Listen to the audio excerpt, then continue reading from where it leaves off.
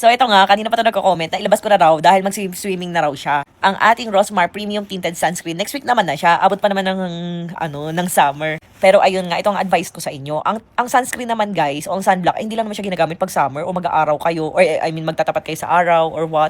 Ginagamit siya everyday kasi protection mo na yun sa UVA, UVB. Ako kahit nasa Tagaytay, lamig-lamig dito, lagi pa rin ako nagsa-sunscreen eh. Kasi feeling ko kapag hindi ako naka-sunscreen, feeling ko nadadamage yung skin ko. Parang ganun.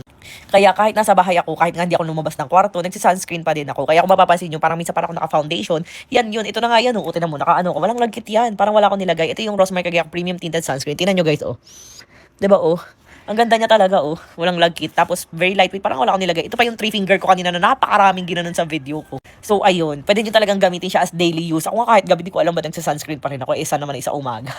Ang sarap kasi niya sa tapos feeling ko di ako pinipimples pag naglalagay ako. Tapos may whitening effect din kasi siya, kaya nakakatulong din siya maka-whiten ng skin natin. Kahit sunscreen na siya, may whitening pa, di ba? Tapos SPF 70 PA++++ pa. Kaya guys, abangan nyo, malapit na po.